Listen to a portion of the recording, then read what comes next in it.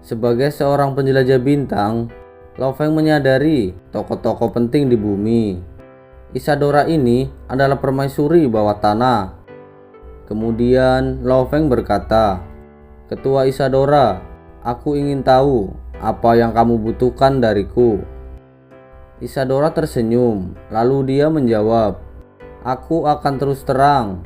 Penggalian Pulau Misti yang besar, semua orang berjuang untuk mendapatkan kristal muya. Kekuatanmu benar-benar bisa menandingi perwakilan level ketiga dan level keempat. Penghasilanmu kali ini juga tidak sedikit. Aliansi HR ku sangat menginginkan kristal itu. Tenang saja, harga bisa menjadi milik Anda." Lao Feng tampak menyesal dan dia berkata, "Maaf ketua, aku baru saja menukarnya dengan pemimpin Hong." Ketua Isadora memandang Lao Feng, lalu dia berkata, "Penyelidik Lao Feng, apakah masih ada yang tersisa? Biarpun itu satu kristal, itu masih bisa membuat satu perwakilan lagi." Lao Feng tersenyum dan dia berkata, "Bagaimana dengan ini ketua? Aku pribadi akan mengunjungi Anda lain kali. Namun, aku lebih suka barang-barang peradaban kuno, seperti pesawat luar angkasa atau apapun yang aneh dan keluar dari dunia ini." Ketua Isadora kaget dan dia berkata, "Baiklah, aku akan menyiapkan daftar dokumen dan menunggu kedatanganmu."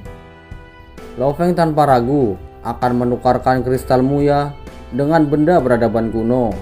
Bagaimanapun, kristal adalah harta yang diinginkan semua orang. Sore itu, Lao Feng kembali ke kota Yangzhou. Lao Feng meletakkan 3 roh alam dan dia berkata, "Ayah, ibu, dan Lao Hua, setelah memakan roh alam ini, kalian akan merasakan seluruh tubuh lemas dan mati rasa. Setelah itu, tubuh kalian akan merasa lebih segar. Efek pengobatannya sangat lembut dan tidak akan merusak tubuh. Ini cukup manis." Lao Hong dengan ringan memakannya. "Ini lebih enak dari wortel," kata Gong Xinglan. Lalu Lao Feng berkata, "Ini mungkin rasanya lebih enak dari wortel, tapi harganya jauh lebih tinggi. Nilainya lebih dari akar gagak hitam yang berusia 1000 tahun. Berarti satu gigitan bernilai ratusan juta." Lao Hong dan 2 lainnya saling memandang. Lalu Lao Feng berkata, "Ayah, ibu, ada banyak harta di bumi yang tidak bisa dibeli dengan uang. Aku memiliki 8 roh alam dan 2 bagian darah naga." Kemudian Lao Feng memerintahkan, "Babata, periksalah orang tuaku dan kondisi tubuh adikku. Mereka level apa?" Dan Babata menjawab, "Ayah dan adikmu adalah siswa tingkat 3, sedangkan ibumu siswa tingkat 2. Lao Feng merasa senang. Selama keluarganya sehat, itu sudah cukup. Lalu Lao Feng berkata, "Ayah, ibu, aku punya kabar. Kalau kita masih punya saudara yang hidup." Orang tuanya langsung bersemangat dan berkata, "Lao Feng, cepat katakan berapa keluarga kita yang masih ada." "Saat ini aku telah menemukan 2. Salah satunya adalah adik sepupu ibu, Gong Xinhua." Ibunya sangat senang. Lalu dia berkata, "Bagaimana dengan saudara yang lain?" "Yang kedua adalah bibi ayah, yaitu Lao Hongqin. Saat ini Tang Chen juga sudah menikah dan memiliki sepasang anak kembar," kata Lao Feng. Melihat mereka membuat Lao Feng merasakan kerinduan. Ketika mereka dulu tinggal di tempat kontrakan yang murah, dia sering mendengar ayahnya menceritakan tentang bibinya yang hebat. "Lao Feng, apakah kamu tahu di mana saudara perempuan kakekmu sekarang? Aku ingin segera bertemu," kata Lao Hong. "Apakah harus sekarang juga?" Lao Feng melihat ke arah ibunya dan dia mengangguk. Lalu Lao Hong berkata, "Berapa tahun telah berlalu? Siapa yang bisa menunggu selama itu? Kalau begitu, Mari kita bersiap untuk segera pergi. Di tempat lain, dalam kota Tianjin. Direktur, ada laporan dari kota Tianjin. Seorang pria parubaya menerima file dari bawahannya. Lo Feng telah datang ke kota markas Koito. Pria parubaya itu kaget, langsung mengangkat telepon dan memutar saluran rahasia. Sambungkan aku kepada pejabat senior nomor 1. Ketika Lo Feng mencapai kota markas Koito, berita menyebar dengan cepat. Eksekutif puncak Cina segera bergerak. Namun, Lo Feng tetap bersikap rendah hati. Lo Feng dan keluarganya berdiri di depan sebuah rumah. Ayah Lao Hong menekan bel pintu. Tiba-tiba ada seorang lelaki tua yang sedang berjalan dan dia berkata, "Maaf tuan, di rumah ini tidak ada orang. Nyonya tua di rumah ini telah dirawat di rumah sakit. Putra dan istrinya semuanya pergi untuk menjaganya." "Boleh saya tanya Pak, rumah sakit mana?" Lo Feng bertanya. Dan pria itu berkata, "Ini pasti rumah sakit nomor 1 rakyat Tianjin." Lo Feng dan keluarganya langsung pergi menuju ke rumah sakit. Di tempat lain, rumah sakit nomor 1 rakyat Tianjin. Di sebuah ruangan pasien khusus, seorang wanita tua berbaring di tempat tidur. Di sampingnya adalah pasangan parubaya. Lao Hong berkata, "Kamu pasti Tang Chen." Wanita tua itu menatapnya. Lalu dia berkata, "Kamu adalah Hong Guo." "Iya, itu aku." "Bibi, kamu masih mengenaliku?" Wanita tua itu berkata, "Kamu terlihat persis seperti ayahmu. Aku tidak mengira jika kamu masih hidup." Lao Hong mengangguk. Tiba-tiba 3 pria masuk.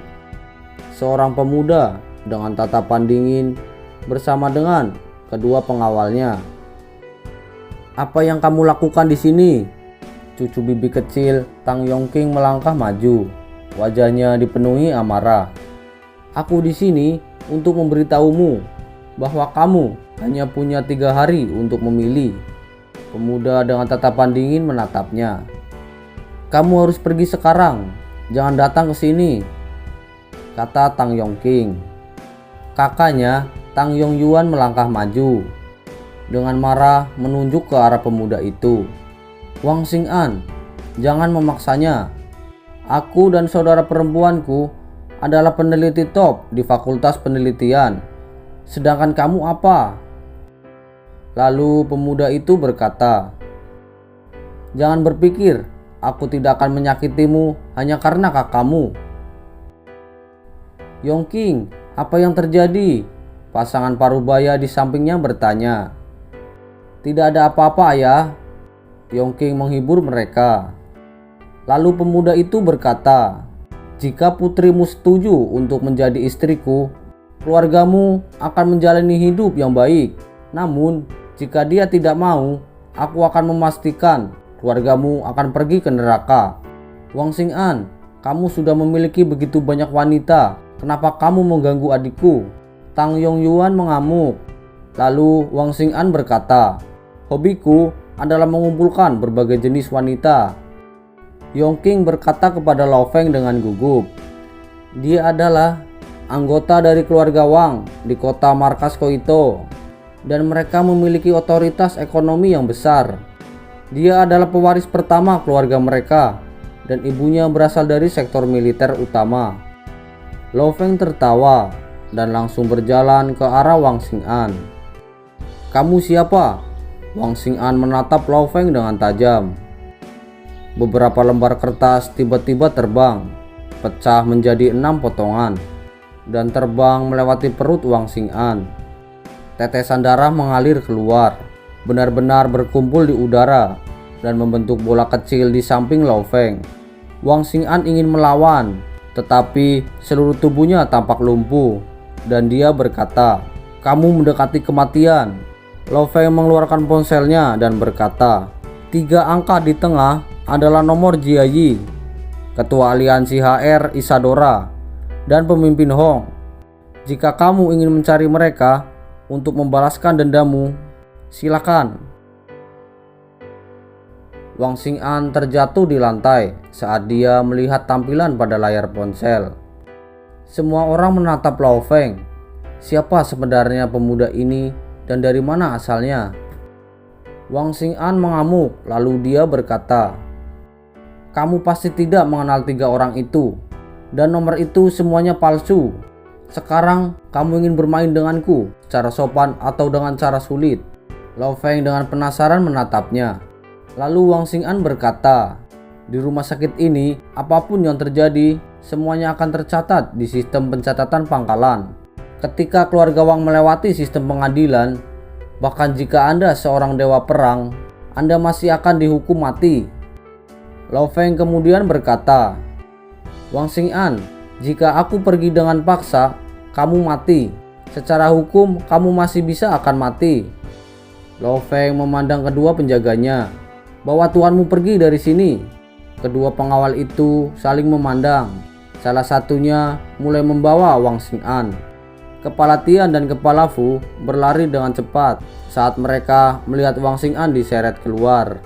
"Tuan muda, apa yang harus kita lakukan?" Kedua pengawal itu memandang Xing'an. Kemudian Xing'an menjawab, "Siapa yang tidak mengenalku? Kepala pasukan khusus kota Tianjin. Dia akan menjadi yang pertama datang dan juga kirim berita ini ke keluargaku." Di tempat lain, sebuah pesawat terbang di sekitar wilayah kota Tianjin. Pintu kabin terbuka. "Tuan Jiayi, kami akan segera tiba di kota Tianjin." Lao Feng saat ini berada di rumah sakit nomor 1 di sana. Di dalam kabin, seorang pria parubaya tersenyum saat berkata, "Tuan Jiayi, kami sudah sampai di rumah sakit. Kenapa ada mobil polisi di bawah?" "Ayo turun," kata Jiayi dengan serius. Kota markas Kowito, sektor kota utama, keluarga Wang. Seorang lelaki tua mengaum seperti singa dan berkata, "Siapa kepala keamanan mereka?" Lalu pria parubaya di sampingnya berkata, "Lao Feng adalah seorang wakil. Kamu tahu itu? Gambar dan berita perwakilan dirahasiakan, hampir tidak pernah bocor. Bahkan setelah melihat rekaman dari kota Tianjin, untuk dapat mengidentifikasi pemuda itu sebagai Lao Feng tidaklah mudah. Cepat dan hubungi Xing'an. Lao Feng itu setara dengan ketua ketiga." Kepala keluarga Wang kehilangan ketenangannya saat dia mengamuk. Rumah sakit Tianjin, ruang bangsal khusus. Lao Hua melihat keluar dan dia berkata, "Kakak, banyak sekali polisi di sini." "Jangan khawatir." Lao Feng mengeluarkan ponselnya. "Halo, kamu sudah sampai di rumah sakit? Apakah di luar banyak polisi?" Lalu Jiayi tersenyum dan menjawab, "Benar, aku di sini, tepat di tengah barikade mereka." "Tidak masalah. Aku baru saja bertemu dengan sepotong sampah dan telah menanganinya." Mendengar pembicaraan itu, kepala pasukan khusus Lidong berkata, "Target kita adalah pembaca roh. Setiap orang harus mengikuti rencanaku.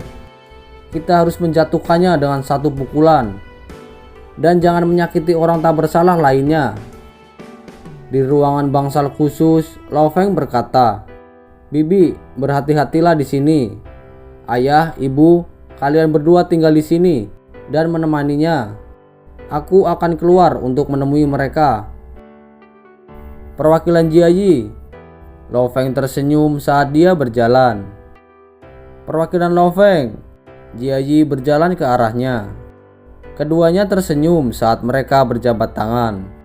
Tidak ada orang di sekitar mereka yang bisa mengeluarkan suara. Wajah Wang Xing'an menjadi pucat. "Mari kita cari tempat yang tenang untuk berbicara," Lao Feng berkata. Setelah itu, dia dan Jiayi langsung menuju ruangan khusus. Kemudian Jiayi berkata, "Untuk memungkinkan menghadapi hal seperti itu di kota markas Kowito, tidak ada cara untuk menghindari kegelapan dimanapun. Wang Xing'an ini akan segera dieksekusi melalui pengadilan. Lao Feng mengangguk, lalu dia berkata, "Jia Yi, apa tujuanmu mencariku?" Jia Yi tersenyum dan dia berkata, "Kristal Muya, tidak ada pilihan lain. Kristal ini terlalu penting. Tenang saja, aku akan bersikap adil. Apapun yang kamu inginkan, sebutkan saja." Kemudian Lao Feng menjawab, "Aku tidak tertarik pada hal duniawi. Namun, peradaban kuno memiliki banyak peralatan yang aku inginkan. Aku harap kamu mempersiapkannya. Ketika saatnya tiba, aku dapat memilih item peradaban kuno." "Tidak masalah, tetapi daftar dengan gambar dan video akan memakan waktu 2-3 hari," kata Jia Yi. "Kalau begitu kita bicarakan lagi nanti." Lao Feng tertawa. "Baik, aku juga akan pergi ke markas Jixian." Jia Yi tersenyum dan mengangguk. Ketika mendengar berita tentang hukuman mati Wang Xing'an, sepupu barunya, Yongqing, sangat senang. Lao Feng dan keluarganya memutuskan untuk tinggal selama beberapa hari untuk menemani bibinya. Mereka menginap di villa yang telah disiapkan oleh militer. Di tempat lain, lantai 2 ruang pelatihan.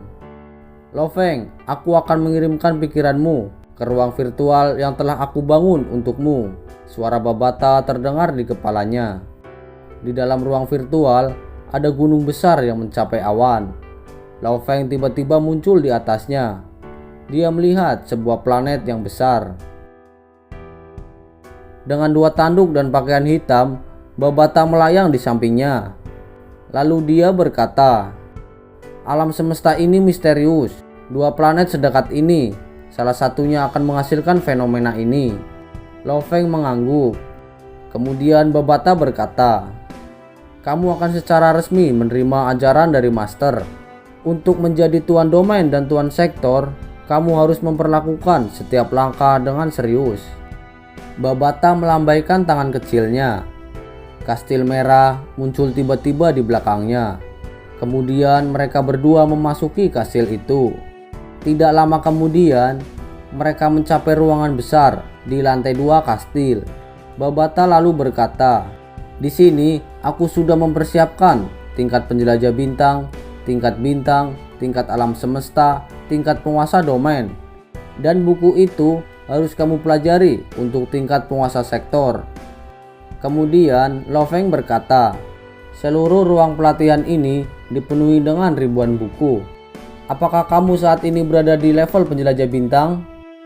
Lalu Babata menjawab, "Itulah sebabnya 2 rak buku ini kamu harus mempelajarinya. Level teratas adalah untuk pelatihan sebagai seorang petarung. Level kedua adalah untuk master mental." Kemudian Lao Feng berkata, "Aku akan siap untuk berlatih." Babata memandang Lao Feng, lalu dia berkata, "Tentu saja, ajaran guru sangat sulit dipelajari. Itu sebabnya sebelum dia meninggal, dia membuat cetakan jiwa warisan. Aku sudah mencetaknya untuk memasukkan ke dalam tubuhmu. Ini akan secara halus meresap ke dalam jiwamu. Dalam waktu sekitar 3 jam, ini akan selesai sepenuhnya."